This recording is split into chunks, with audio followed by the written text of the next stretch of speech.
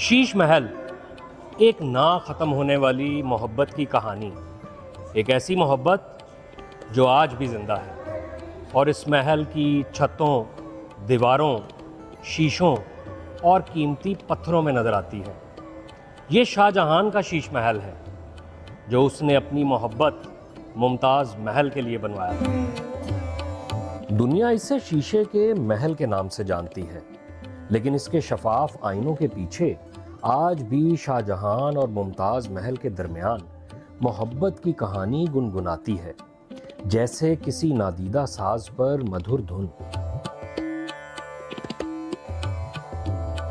یہ شیش محل سن 1631 سے سن 1632 میں شاہی معمار آصف خان کی زیر نگرانی بنایا گیا تھا اور شاہ جہان کی محبوب ملکہ ممتاز محل کے خوابوں کو حقیقت کا روپ دینے کی ایک بے مثال کوشش تھی۔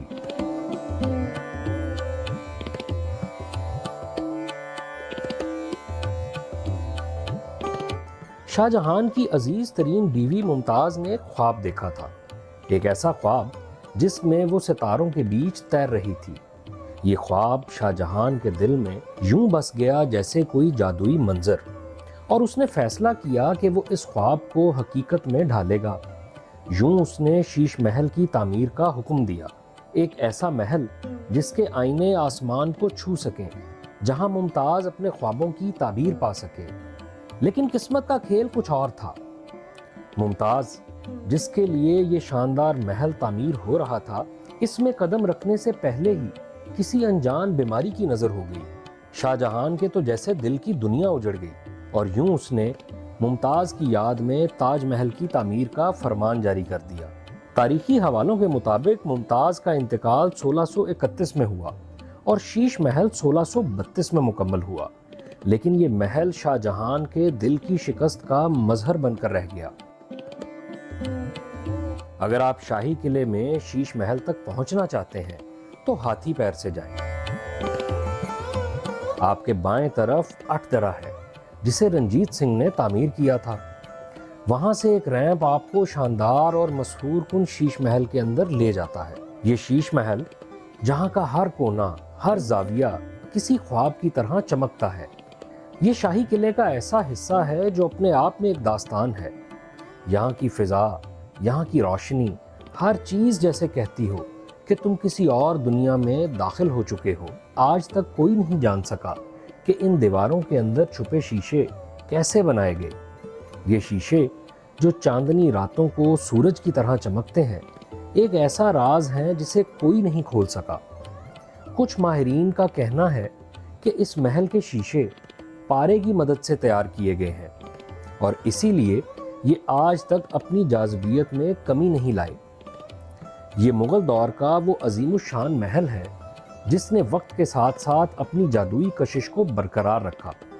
دنیا بھر سے محققین اور آرکیٹیکٹس یہاں آتے ہیں اور اس شیشے کے راز کو جاننے کی جستجو کرتے ہیں، لیکن شیش محل اپنی خاموشی سے ان سب کو حیران کر دیتا ہے۔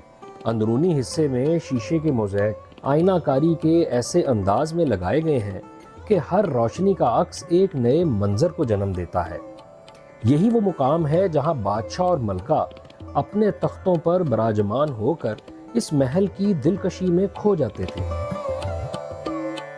یہاں کا ہر عکس، ہر شیشہ شاہ جہان اور ممتاز کے عشق کی داستان سناتا ہے، ایک ایسی داستان جو وقت کی قید سے آزاد ہو کر ہمیشہ زندہ رہے گی۔ یہ پینٹنگز، کیا آپ جانتے ہیں کہ انہیں سونے کے پانی سے پینٹ کیا گیا ہے؟ ان پینٹنگز میں آپ ہندو دیوتا رادھا اور کرشن کو دیکھیں گے۔ انہیں سکھوں کے دور حکومت میں بنایا گیا تھا کیونکہ سکھ شیش محل کو پسند کرتے تھے اور ہمیشہ اس کے قریب رہنا چاہتے تھے۔ اس شیش محل میں رادھا اور کرشن کی 1 سے زیادہ پینٹنگز موجود ہیں۔ اس ہال کے پیچھے یہ کمرے بادشاہ اور ملکہ کی خوابگاہیں ہیں۔ ان کمروں میں کسی مرد خادم کا قدم رکھنا ممنوع تھا۔ یہاں صرف خواجہ سراؤں کو ہی اجازت تھی کہ وہ بادشاہ اور ملکہ کی خدمت کریں۔ یہاں جالیاں ہیں جنہیں دیکھ کر آپ کو شاید یہ احساس ہو کہ یہ سادہ ہے، مگر یہ مغل فن تعمیر کا ایک شاہکار ہے۔ ایسا لگتا ہے کہ ان جالیوں کو اس زمانے کے کسی جادوئی فنکار کے ہاتھوں نے تخلیق کیا ہے۔ ان جالیوں کو اس انداز میں ڈیزائن کیا گیا ہے کہ وہ ہوا کی نقل و حرکت کو ہموار اور ٹھنڈا بناتی ہیں۔ ان میں سے گزرنے والی ہوا پوری جگہ کو ٹھنڈا کر دیتی ہے۔ اس پر یقین کرنے کے لیے آپ کو یہاں آنا پڑے گا۔ آپ کو دن کی روشنی میں ہزاروں نیلے، امبر اور صاف شیشے چمکتے نظر آئیں گے، جو اس محل کے کمروں میں ہر رنگ کی روشنی پیدا کر دیتے ہیں۔ اور اگر اتفاق سے آپ رات کو اس کمرے میں موجود ہوں تو پورا محل صرف ایک موم بتی یا روشنی سے جگمگا اٹھے گا۔ مغل دور میں بھی ان کمروں میں خوشبودار موم بتیاں ہوتی تھیں جو پورے محل کو روشن کر دیتی تھیں۔ شیش محل کی اہم خصوصیت گلٹ ورک ہے، جس کا مطلب ہے خالص سونا لگانا۔ پیٹراڈورا ورک یعنی نیم قیمتی پتھروں کو سفید سنگ مرمر میں جڑنا۔ سنگ موسیٰ، سنگ آبری اور سنگ بادل کے نام سے مشہور سنگ مرمر کے پتھر محل کے وسیع صحن کی خوبصورتی میں اضافہ کرتے ہیں۔ محل کے درمیان ایک پانی کا بیسن تھا جس میں 4 فوارے تھے، لیکن اب یہ خاموش ہے، جیسے وقت کی رفتار کے ساتھ تھک چکے ہوں۔ شیش محل کی تعمیر میں استعمال ہونے والے کنسٹرکشن مٹیریل کی کہانی بھی اپنے آپ میں ایک داستان ہے۔ اس محل کے در و دیوار میں دہی کا استعمال کیا گیا، مختلف دالوں کا استعمال کیا گیا، گڑ اور شکر کا استعمال کیا گیا۔ شیش محل کو بادشاہ اپنے روزمرہ کے معمولات اور خاص طور پر نجی ملاقاتوں کے لیے استعمال کرتے تھے۔ یہ محل صرف شاہی شہزادوں، وزیروں اور چند درباریوں کے لیے کھلا ہوتا تھا۔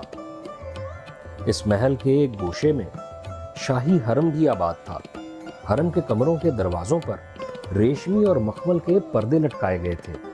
ایک روایت یہ بھی کہتی ہے کہ ان کمروں کے در ہاتھی پاؤں کے پاس کھلتے تھے، اور جب شاہی قافلہ آتا تو حرم کی کنیزیں انہی کمروں سے بادشاہ پر پھول کی پتیاں نچھاور کرتی۔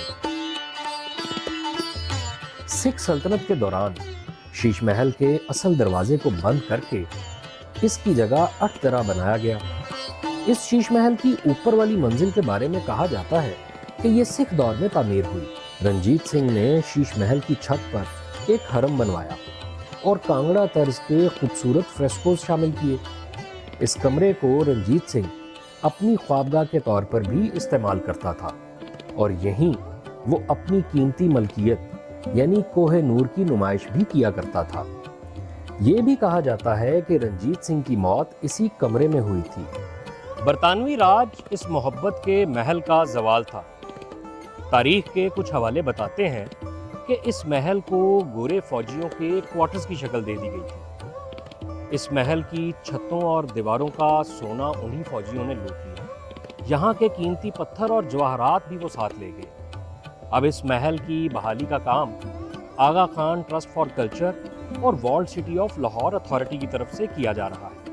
سن 1975 میں شیش محل کو پاکستان کے محکمہ آثار قدیمہ نے نوادرات ایکٹ کے تحت ایک محفوظ یادگار کے طور پر درج کیا، اور 1981 میں یونیسکو نے اسے عالمی ثقافتی ورثہ قرار دیا۔ اس شیش محل کو رات کے وقت الیکٹرک موم بتیوں سے روشن کیا جاتا ہے، اور یہ محل ہسٹری بائی نائٹ نامی مشہور ٹور کے دوران بھی سیاحوں کو دکھایا جاتا ہے۔ آپ دنیا میں کہیں بھی ہوں، پاکستان کے شہر لاہور میں آ کر یہ عجوبہ ضرور دیکھیں۔